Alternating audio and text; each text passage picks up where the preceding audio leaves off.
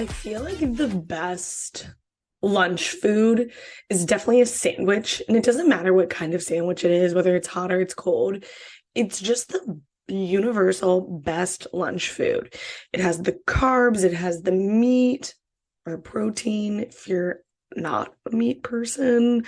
It has whatever toppings that you want on that, which is typically some sort of vegetable. So a tomato, lettuce, and then there's some dairy in there if you're into that, with cheese on it. That is just the epitome of lunch to me. Like, really hones in on the food pyramid, and it's just everything that you could possibly want. I say this, but the last time that I took a sandwich into work, or had a sandwich for lunch rather, I can't even tell you. I don't remember. It's probably when I went to go to Al's Subs, which is it's like an off-brand Quiznos or Subway. That's probably the last time I had a sub, or the last time I had a sandwich for lunch, and it was a chicken parm. So I don't even like categorize that as a sandwich because that is a sub, and that's just a lot. And there's a lot to be said about the difference between subs and sandwiches. For one, a meatball sub. All right. At my last job, I came into work and I was extremely hungover, and I knew that the only thing that was going to cure me was a meatball sub. For whatever reason, that was going to be the thing that was going to revive me, resurrect me, give me clarity, give me peace of mind, make me feel at ease, was this meatball sub from Subway. So during my lunch hour, got in my car, drove to Subway, got the sub, felt really ashamed when it was literally just the meatballs, the cheese, and the foot-long Italian bread at the checkout counter with me, with the judgmental glare of the cashier. Anyways, so purchased my footlong sub from Subway, which, by the way, footlong subs are no longer $5 at Subway anymore. That was a shocker and very jolting to my being. I guess I'm not going to Subway enough anymore. I guess the only time that I really went to Subway was after like sporting events in middle school and high school when my dad was driving me to and from places. But anyway, so I leave with my footlong sub from Subway in the car. The whole car fills with the warm embrace of this meatball sub. I'm sitting in the parking lot, knowing that I really can't walk back in there with this bagged meatball sub and devour it the way that I was going to in front of other humans. So what I instead decided to do was start my car back up, drive down the street to a hotel, park in their parking lot, and eat my sub there. And that's exactly what I did. I sat in that parking lot, and I think I ate the sub in less than 6 minutes. And then I sat there with the decision that I just made, the empty Subway wrapper and the flakes of the Italian bread all over my lap. Then was reminded of my decision when I came back into my car after work was over, and my car still smelled like the meatball sub and continued to smell like a meatball sub for the next 48 hours. That is the difference between a sandwich and a sub. A sub will stink up your car for 48 hours. A sandwich would never. And so that's what I'm getting at with this sandwich ordeal. It is really the varsity athlete of the lunchtime meal. What I'm currently doing is eating my leftovers that I make from HelloFresh. And let me just tell you, if I'm not in the mood to make HelloFresh one night, that screws me over for lunch the next day. So I need to get some good bread. I need to get some good protein, even though I'm not a protein gal. So maybe that's why I'm not a sandwich gal. Anyways, we'll circle back on that. And then some nice cheese and some lettuce and tomato, whatever. And then I'll be in business. Then I'll have my life together. Then I'll feel like things are in order. I'm squared away and I'm really owning life when I start having sandwiches.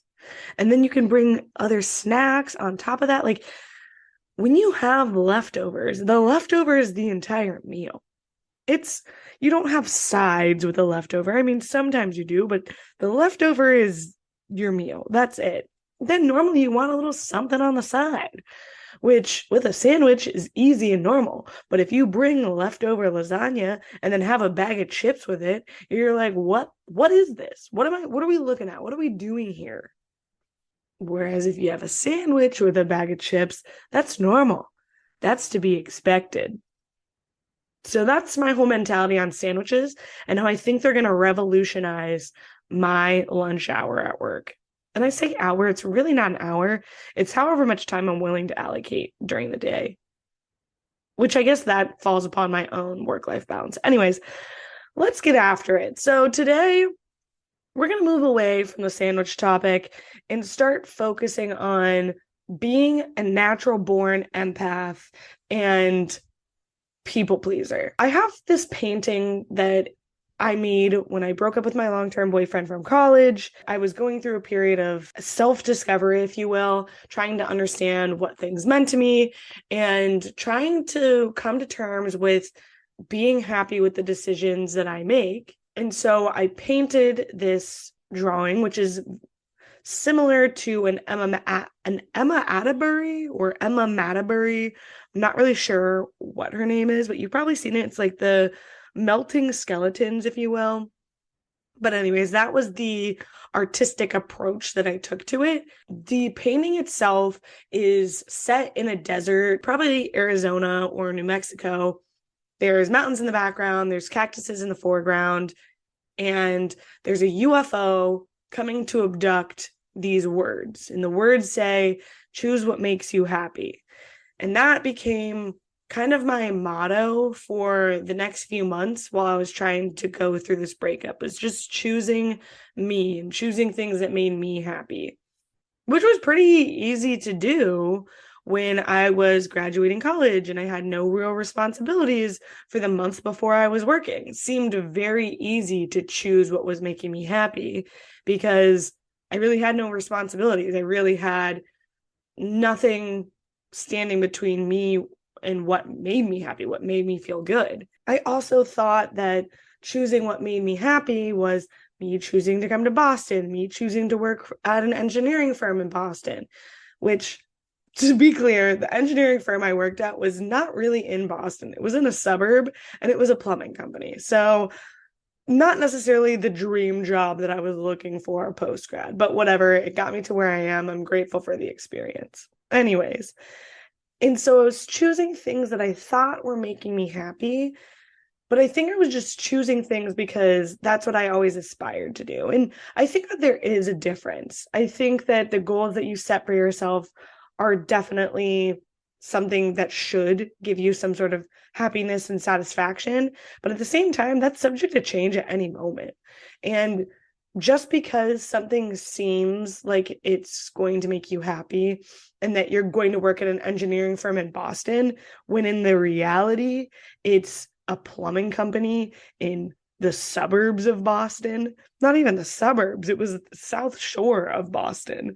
So for those that don't live in the Massachusetts area, it was 30 minutes south of Boston. Beginning that and understanding that the goal that I set for myself, I was settling and allowing for what I thought was going to be this awesome opportunity, which again, extremely thankful for and got me to where I am today. But it's not necessarily what was going to make me happy. I think what was going to make me happy was going to work for a biotech startup or a startup in general, which is what I'm currently doing, and choosing things that are making me happy. That phrase, choose what makes you happy, seems like it becomes an impossible task when you're a natural born empath and people pleaser.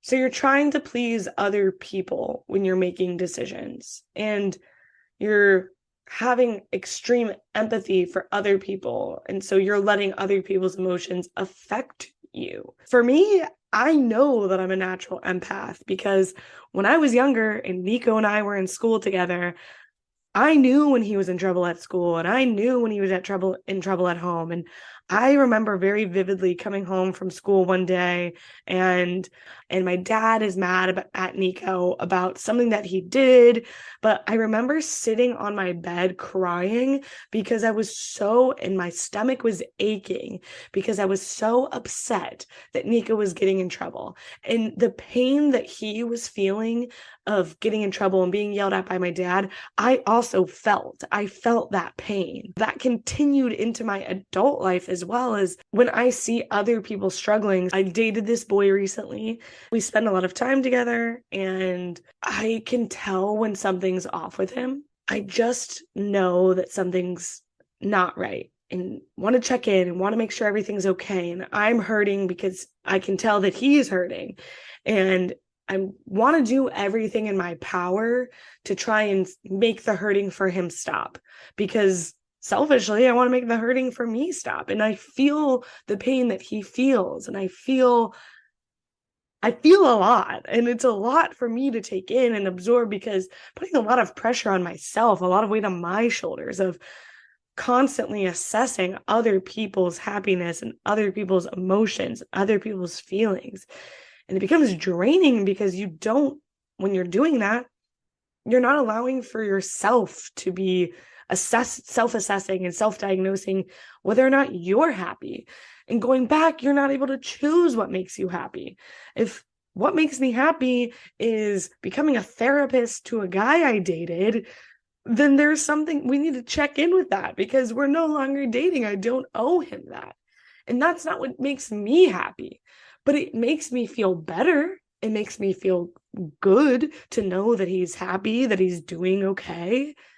I'm not going to say that, but it doesn't make me happy. It's not what makes me tick. And I think that that's the difference. The things that make you feel good aren't necessarily the things that make you feel happy. So going back to the job, telling myself that I was going to move to Boston and work at an engineering firm made me feel good.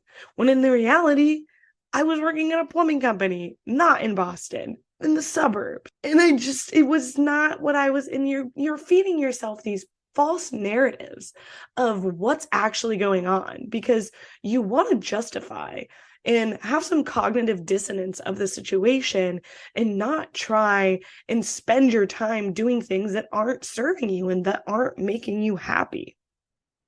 And I think being an empath then also naturally falls into being a people pleaser and wanting to make sure that other people are cared for.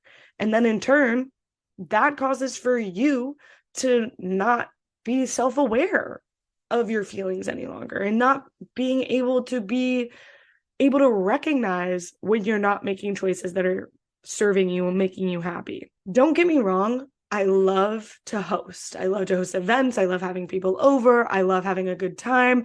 There's nothing that energizes me more than putting together and planning a party, inviting people, my friends, my family, strangers that I just met to this party, and having everybody come together, have a good time, smile, laugh, bounce around from group to group, feel the energy of the room, and just be with people in a fashion that I organized and I orchestrated. I selected who was going to be here. I selected the party decorations. I picked the beverage that's here. Everything is coming together in my unique symphony that I'm orchestrating. And it is such a great feeling. I love that feeling. And it's one of the things that I strive to do. I would love nothing more to live in a massive house that I can host tons of people and have these amazing parties. That is really one of my major goals in life, is doing just that. But recently, I decided that I was going to host a St. Patrick's Day party, which is a big deal in Boston. I was going to have people over. We were going to drink beer, have a good time, sing some Dropkick Murphy tunes, the whole ordeal. Irish culture is huge here in Boston. It's rampant. I love it. Energy's great. But that same weekend, Nico was going back to my dad's house for his spring break. I hadn't been home since before November, and I've been emotionally going through a lot. And I kind of just want a break from being in Boston, going into the office every day. And I want to go home. I want to work from home. I want to be in a different environment. I want to be in the South in a slower pace of life. I want to be taken care of by my dad. And when I say taken care of, I don't mean that he cooks me dinner and cleans up after me, because let's be honest, I'm cooking the dinner while I'm home and I'm cleaning up after myself. But he pays for me to do those things. He's paying for me to go to the grocery store and get the food. He's paying for all of the utilities of me being there. So it's my exchange, is my rationale behind that. But It's nice to be taken care of and not have to worry about what you're going to do, about what you're going to eat, what you're going to bring for lunch, who you're going to sit by at lunch, what you're going to talk about, all of the things that are just extracurriculars really that occupy my social battery, which, and I'm an extrovert. I love other people. I love spending time with other people. I get my energy from other people. But there's a time that you need to recognize that your social battery needs to be recharged. And that's what I'm recognizing, that my social battery needs to be recharged. I need to go home. But the two events of St. Patrick's Day and Nico's spring break and me being home coinciding with each other, really, it was not an ideal situation for a people pleaser, because I want to throw this party. I want to have people over. I love to host. But do I want to host a St. Patrick's Day event where the whole goal of the day is for everyone to black out and I don't drink? Is that really something that I want to be a part of? And I know what you're probably thinking. Sarah, I thought you liked going out and being with people and having fun. There's a difference between going out to a bar where people are casually drinking. Some people are drinking to black out. Sure. There's a range of people that are there. Whereas at an event like this or an event like New Year's Eve or Halloween, people are all blacking out to forget, which is fine. I've been there. I've done that. I loved it. It was fun. But have you ever showed up to a party an hour too late and everyone's already kind of drunk and you're just sitting there miserable because everyone is too incoherent to have any sort of conversation with you, and everything just really kind of frustrates you? And maybe, again, I'm alone on this, but I don't think that I am, because I don't think anybody that's sober wants to meet up with their drunk friends, because that's annoying. It's frustrating and it's aggravating. And to choose to be around people, and not only choose to be around them, host a bunch of blackout drunks in your home for an entire day, realizing that's probably not something I want to sign up to do. And so again, being that I want to charge my social battery, I want to go home, see my dad and Nico, and I want to be taken care of. I want to be able to take a bath because my apartment doesn't have a bathtub, and I enjoy the pleasure of bathing. And I know a lot of people don't like baths. They're grossed out by baths. My message back to you is grow up. Baths are amazing, highly recommend it, and one of my simple pleasures in life. Anyways, I want to go home and do those things. And because I told people I was having a St. Patrick's Day party and that I wanted to have a St. Patrick's Day party, I felt really inclined to tell Nico and my dad that I wasn't coming anymore. And if I wasn't going to come, maybe what I could do so that I could have the best of both worlds, instead of telling them, oh, I'm not going to come anymore, I was going to choose to work or fly home to South Carolina on Monday and then fly back really early Sunday morning, right before the parade, get in for the parade, host the party, have an amazing time, and then wake up and go to work the next day. In what world would that social battery be recharged? That social battery would be depleted as soon as Monday rolled around. Let's be honest there. And additionally, it was like $300 more to change my flight to Sunday as opposed to Tuesday when I'm coming back, actually. And so understanding that, all right, why would I do that to really be the antithesis of the entire reason that I'm going home? And do I really want to spend St. Patrick's Day with a bunch of drunk people? Choose what makes you happy. Am I happy hosting? Yes, love to host. Am I happy hosting this specific event after I just charged my social battery and after I just spent a nice, relaxing week at home? No. And for whatever reason, I was filled with so much guilt and dread when I decided to buy the ticket back on Tuesday as opposed to the Sunday preceding it. It was because I thought I was letting people down. I was letting myself down because I'm the fun girl. Even though I'm sober, I still like to have fun. And I want to be known as that. And I want to please other people and have them also have that expectation of me that I'm the fun girl. Really? Like, let's be real. Who would you rather upset at the end of the day? Somebody else or yourself? Personally, I'd rather upset somebody else because I have to lay my head to rest every night with myself. Nobody else but myself. That's the one person I cannot escape. So if I'm constantly beating myself up because I need to be there for other people and I need to be the life of the party for other people and I need to be the host for other people, what about me? What about that time that I needed to recharge my social battery?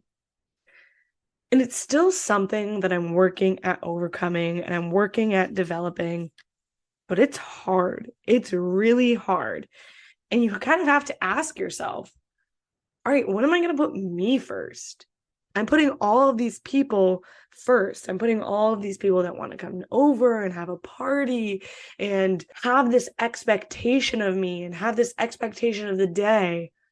When in reality, they're not going to remember where they spent St. Patrick's Day. And that this is just a very narrow look at specific recent areas, but this is applicable for a large portion of things.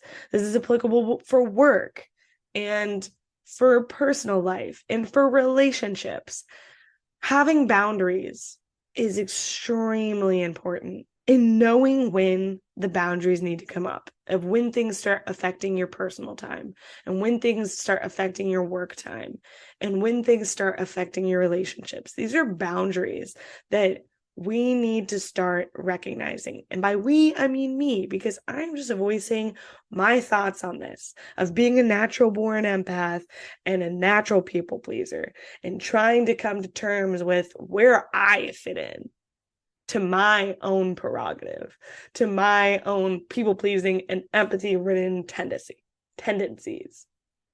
It's tough, it's hard, and I'm still working on figuring it out. Acknowledging the fact that you're capable of making decisions that serve you and don't need to please other people and don't necessarily need to be about other people. People are going to feel how they're going to feel at the end of the day. And there is really very little that you can do to change that. And if you're going to put your energy into changing how a person feels instead of yourself over and over and over again, you'll probably also find yourself extremely drained. Like I did, like I have, like I had guilt deciding to go home on St. Patrick's Day, a holiday I could care less about, to spend time with my family and with myself. It doesn't make sense at the end of the day. But that's what I've got. Thanks for listening to The Aspiring Adult. I will see you next week.